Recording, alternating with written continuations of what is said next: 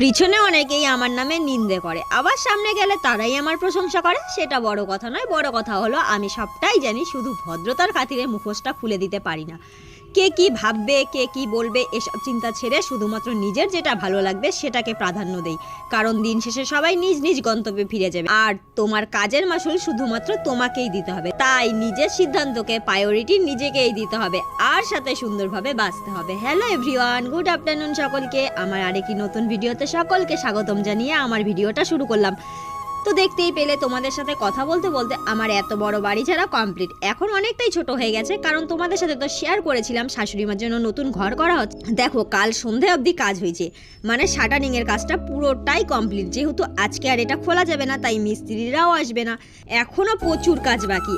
আমাদের এখানে সকালের মৌসুমটা দেখো, এইবার কিন্তু অত একটা ঠান্ডা পড়েনি বললেই চলে। ছোটবেলায় ঠাকুমার মুখে শুনেছিলাম মাঘের ঠান্ডা নাকি বাঘে কাঁপে, আর আমাদের এখানে তো দুপুরবেলা এতটাই গরম লাগে যে কিছুক্ষণ ফ্যান চালিয়ে হাওয়া না খেলে শরীর অস্থির অস্থির লাগে। কিন্তু অনেক জায়গায় মানুষ ঠান্ডায় প্রচুর কষ্ট করছে।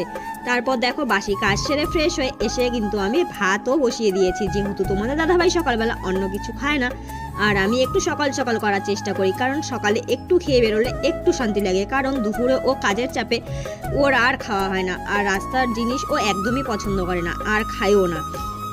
আর জানো তো, ওর কোনো অবজেকশন নেই, আমি আমার সাধ্য মতো যতটা পারি করার চেষ্টা করি। কারণ সারাদিন আমরা বাড়িতে থাকি, যখন মনে হয় এটা ওটা খাই, কিন্তু পুরুষরা বাড়ির থেকে একবার না খেয়ে বেরোলে সারাদিন আর খাওয়া হয় না। তো দেখো তোমাদের সাথে গল্প করতে করতে কিন্তু আমার এদিকে রান্না বান্নাও কমপ্লিট।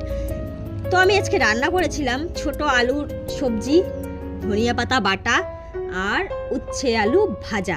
আমি তোমাদের সাথে শেয়ার করতে পারলাম না, এতটাই ব্যস্ত ছিলাম, মানে বলে বুঝাতে পারবো না। দৌড়াতে দৌড়াতে জীবনটাই আমার শেষ হয়ে যাচ্ছে।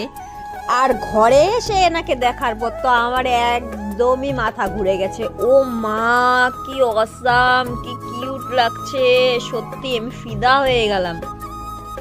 তারপর ও বেরোচ্ছিল, ওকে আমি বললাম যে একটু ভাত খেয়েই বেরো, যেহেতু 1:30 বেজে গেছে। তো বললাম ভাত খাবো না, একটু সবজি এনে দাও।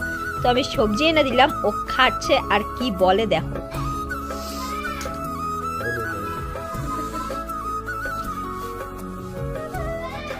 তারপর আমি স্নান ধান সেরে পুজো কমপ্লিট করে কিন্তু প্রথমে চলে আসছিলাম আমাদের শূন্যপূর্ণদের খাবার দিতে। যেহেতু তোমাদের দাদাভাই থাকলে এই কাজটা ওই করে, আজকে যেহেতু ওর নাই, প্রতিদিন আমি দেই সেটাও আমি বলবো না, কারণ আমারও ভুল হয়ে যায়।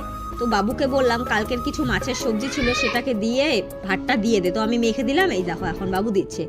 আর ভালোর জন্য দিতে গেলে কি হবে, এনাদের দেখো আজকে মুখে রুচি একদমই নেই। এতবার ডাকার পরেও কেউ আসে না, একজনই আসলো।